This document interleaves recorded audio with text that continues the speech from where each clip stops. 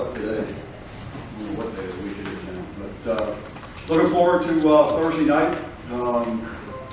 Guys, they'll be ready to go, eager to go, and hopefully we can go out and execute at a high level. One of the key competitions was obviously quarterback. What made Mike Beaudry the guy as your starter? Just when you look at the overall statistics of everything that we did through the preseason, it was really a tough decision. But Michael, ended up doing more things that we wanted to see than Steven. And Steven did a lot of good things, but Michael just did a few more things a little bit better. But Steven knows that he's got to be ready to go, and if he has to go in the game, I'm going to be very confident that he can go in and execute the things that we want done. Who are the receivers that he seemed to have the best chemistry, the best connection with, Mike? Again, I mean, there's guys that, Edsall and Cam, and again, there was a lot of guys rotating in there. I mean, it's to the point where we're going to play a lot of guys. So from a chemistry standpoint, you got to have chemistry with everybody. And so whoever we put in there, there's got to be a good chemistry regardless of who it is. How do you like that unit, a group of receivers? How do you like them? What's that? Your group of receivers, how do you like them? You have a lot of new guys. I like them. I like the things that they're doing. I like the fact that they're working hard. They're pushing each other. I think there's really good competition there. And again, I have a confidence in a lot of those guys that they can go in and get the job done. Was Mike Beaudry's experience a factor in the decision, or was it more about what they did in camp? You factor everything. You factor everything. And he's experienced playing before, but that's one of the factors that we consider. But there's a lot of other factors that went into it as well, in terms of stuff that people don't see. Just how do they command the huddle? How do they command the operation of the offense? It's not just completion percentage, not just number of interceptions thrown, or how many sacks they might take. So it was a lot of things, a lot of elements that went into making the decision. Randy, when you started taking a look at him, what was the first thing that really intrigued you in terms of looking at him as a quarterback, as a prospect? He's a big kid, and maybe his arm strength, just his size and experience you spoke of. Was there any one thing that really stood out? I don't know if there was any one thing that stood out, because again, I think what you want in a quarterback, at least what I want in a quarterback, I want one that's well-rounded. I just really don't want one that's one-dimensional. And I think he showed on film that he was capable of doing a lot of different things, in terms of throwing the ball and throwing it from different positions on the field and doing different things. And then when you sit down and you talk to him, he's mature, he understands the game. So I don't know if there was one thing, Mike. It was probably just a combination of a lot of things. And again, he did have. We were looking for a guy who had some experience, playing, and he's had that experience at the Division II level and has had success at the Division II level. At 6'5", 250, is he a tough guy to bring down? Well, I don't know. We didn't go live during the fall, so if you want to try to go one-on-one with him, I can see if you can bring him down. We can arrange that. I'm sure your colleagues would love to, videotape that. I would think so at that size, But again, we don't go live with the quarterbacks in the fall. Have you set it on a kicker? No, not yet. Right now, I would say it's between Clay and Noah. That's who it would be between. We did some kicking this morning, and I would say that after this morning, Clay would have the advantage, at least in terms of field goals. Noah's going to be the kickoff guy for sure. How confident are you in the linebackers and what you've seen in the last month or so, be it DJ or whoever ends up there? Yeah, I'm confident in whoever we put out there on Thursday night. Whoever we got to put out there, I'm confident in all positions. I think our guys have worked hard throughout the preseason camp, and so whoever we put out there, you know, I'm confident in it, linebacker, DBs, or whatever, we wouldn't put him out there. But I think that, you know, those guys are working, the older guys, you know, Ryan and DJ, and Omar and Ian, they've done a good job. They're really working hard and getting better. And then the young guys, Terrence and Jackson and Jordan, you know, those guys are all, you know, learning and getting better. You know, they're probably gonna be making their contributions here early in the season on special teams, which is good to have guys like that, like Hunter Webb, to be able to play on your special teams, and Eddie. So we get whoever we put out there, play linebacker, you know, I'm very confident in. How do you think Donovan O'Reilly has progressed coming back from his injury, and what are your expectations for him this season? You know, as I've stated before, I mean, Donovan's one of those kids that just works extremely hard. You know, you're really happy to see him get an opportunity, and he's worked to get the opportunity. He's earned the right to have the opportunity, and just hope that you know, he can stay healthy. Thoughts on Wagner, offense, defense, special teams, and just in general, how tough it is to scout a season opener when you don't know what their tendency is going to be for this year? Well, they have a lot of new pieces to the puzzle. You know, they're defensively, they've got you know, they've got a lot of guys coming back. They got a few guys coming back, and you know, Cam Gill, the number 11, he's a guy you really got to be aware of. He's a guy that has had really good production. Santonia Graham, linebacker, who's a really good player for him, and then Myron Morris is a good player. Chris Williams, good guy up front. So again, they have some experience coming back on defense, and you know, they've added a lot. You know, when you look at the people they've added in terms of transfers and those things, looks like they've really helped themselves. And then, you know, offensively, they got a quarterback that played at FIU, who won a bowl game for FIU at the end of the year last year, Christian Alexander. And then they got a couple more transfers there, you know. And then the same thing is offensively, Josh DeCambria, you know, he's a guy that you got to be, you know, leery of. He had production last year as a wide receiver. They lost some guys, you know, and then I think they got 3 starters coming back, you know, up front. 2 starters coming back. So, you know, again, you know, the biggest thing is we respect them tremendously, and you know, what we've got to do is we've got to focus in on what, you know, the things that we have on them. They have a new defensive coordinator from a year ago.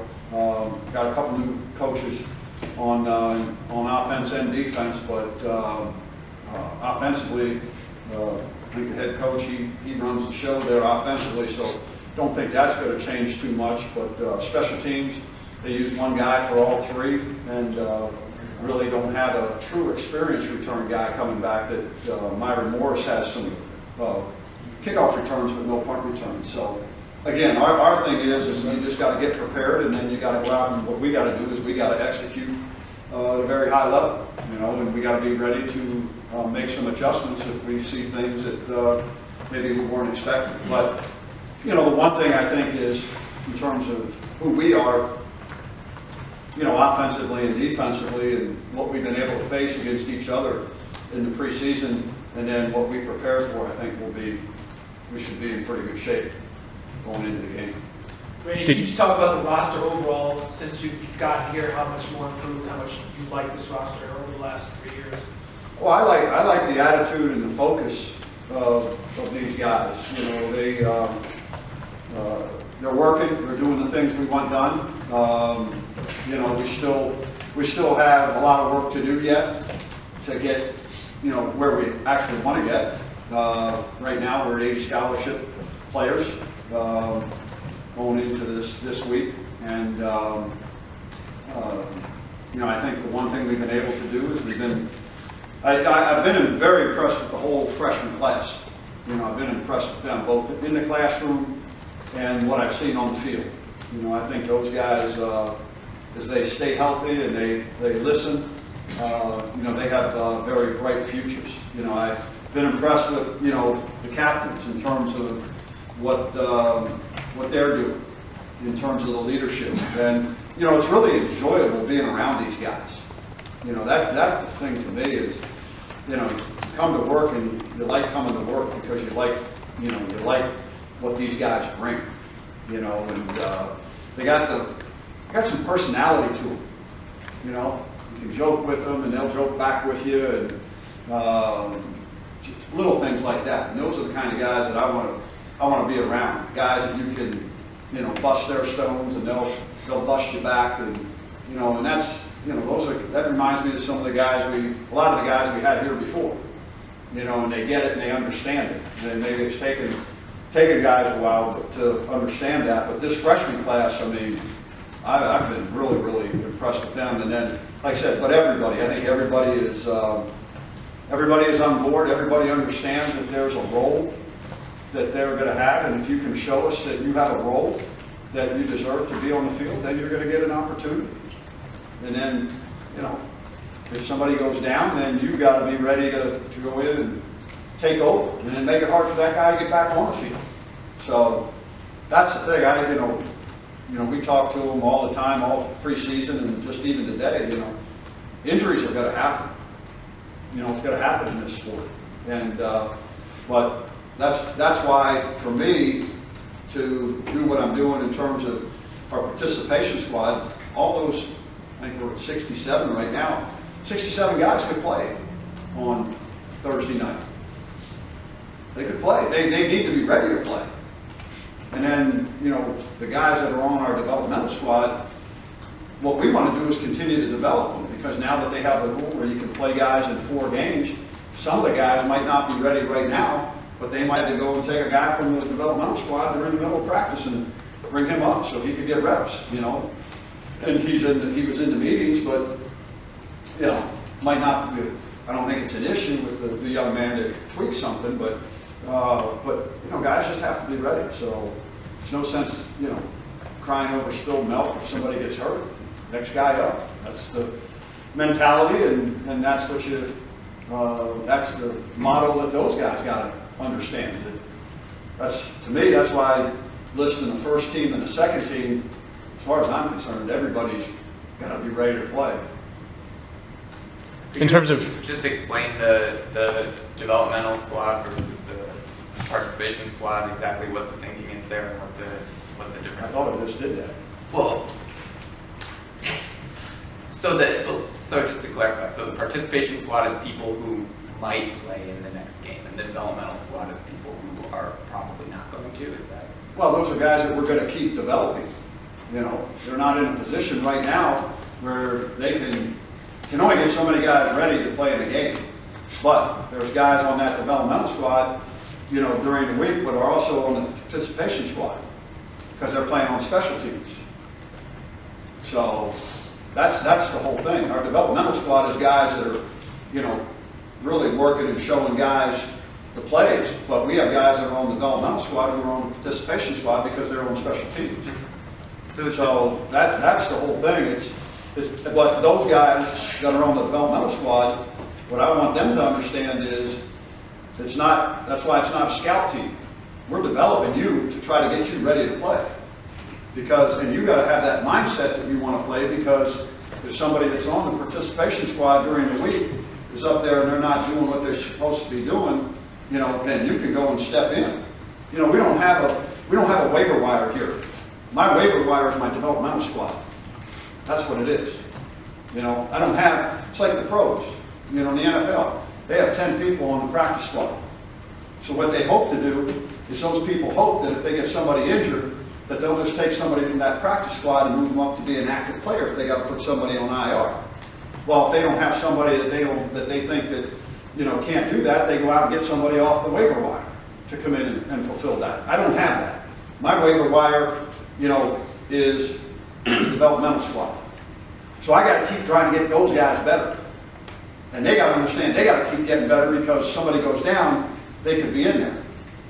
Because right now you can't go get anybody. I mean, you got the portal, but they can't come in and be eligible unless you slip the NCAA $100 and then grant the waiver. But that's what it seems like these last few days. But so that's the developmental squad. I got to develop these guys continually You know, because if we get guys hurt, then we got to plug these guys in, because that's what we have. That's what we have. On the roster, it seems you guys got through camp pretty healthy. I know Arnold Brown missed the last open practice we were at. Was he back practicing with the team and fully ready to go? I'm not talking about injuries.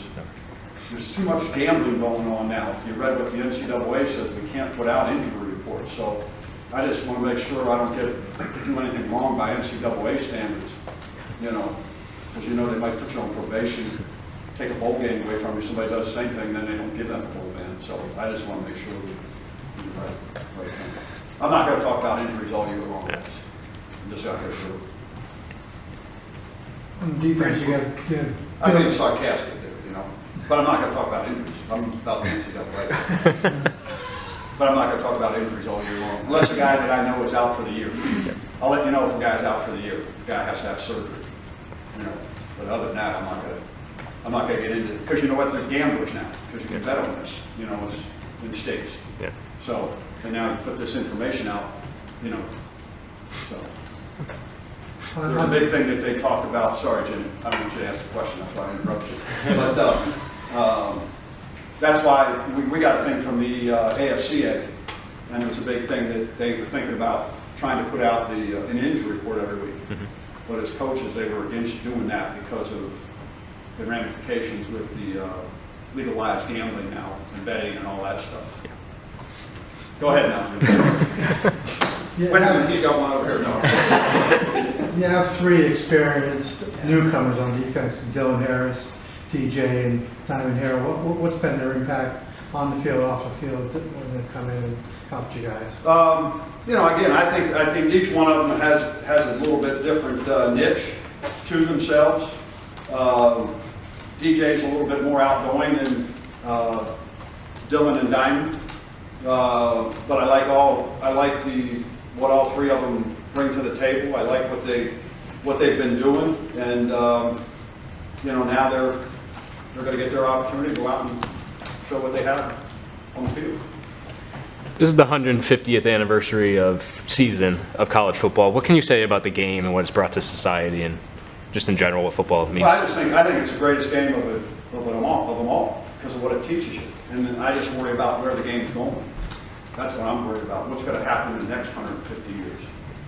Because I think the game is slipping from what the game really was meant to be, you know, and what it teaches you. I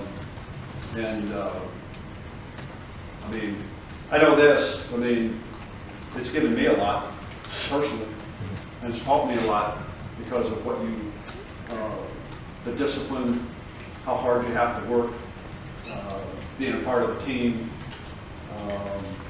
you know, working for the greater good of the team, even though it might not benefit you in the long run. You know, so I'm very, very thankful, you know, for the game of football. But like I said, I'm just worried about where it's going to go in the future. But as far as, you know, what the game does for kids, and if you're doing it the right way and all those sort of things, I think it gives our kids an advantage once they go through 4 years here, regardless of how much success, you know, they have on the field. All right? Good? Good. Real quick, kick return or punt return, have you decided? Is there any, Yeah? who have you decided on? I'm not going to say yet. So, but we'll have a guy back there on Thursday night. Oh, okay. Yeah. We will return punts. Wow, nice. We'll have a guy back there, we will return punts, and we will return kickoffs. Really? The one thing is, we have more guys to choose from now than any time I've ever been here. We have a lot of guys that are capable of doing that job. So we just have to see how it all, you know, plays out here during the week. But I've got a pretty good, I know who it's going to be. It's just, we're going to wait and see till the end of the week. And then the same thing with the kickoff. Randy, is the participation squad that you expect to announce every week, or are you required to do a depth chart for conference games or anything? We don't have to do anything. What's that? We don't have to do anything. Yeah, I didn't know that chart. I'm going to do it just like that every week, because it could change. We could have guys that, like I said, guys that move up, move down. So, you know, again, this is just something I also saw somebody else and was watching some things and everything. It just said, that, I just thought, because you get in here, the two deeps and all this stuff, and you guys ask too many different questions when you see something that changes and all that sort of thing. And, I'm just expecting, hey, all those guys got an opportunity to play. So let's go play. Who cares if you're first or second? Because we're going to play a lot of defensive linemen.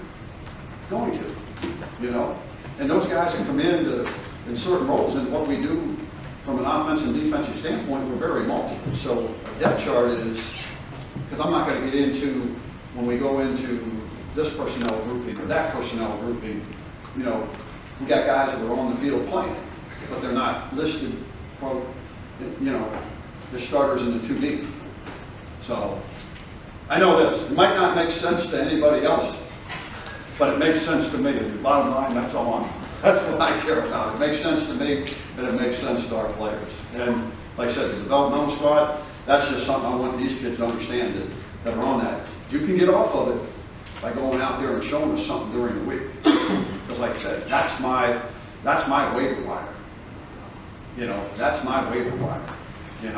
And that's my motivation that, hey, you don't have to be on that developmental squad. You can get yourself off of it. Just go and work during the week and consistently show certain things. And then, like I said, there are guys on that developmental squad who are on the participation squad because guess what? They're going to contribute to us on special teams. And you got to have guys like that. You got to have guys like that. Because not everybody can be on the field playing offensively and defensively. But they can be a 4-4 special teams, 3-2-1, and make a difference for us. And make a difference for us. And that's all I want. I want our kids to understand. Whenever you're on that field, you can make a difference for us. And if you just have one or two goals, you can make a big difference. It's not that you don't just have to be a guy out there playing 60 plays a game. Kickers and punters, they're not out there that many snaps, but they make a huge difference in the ball game. A return guy can make a huge difference. You got a short yardage specialist can make a huge difference. So that's the thought process.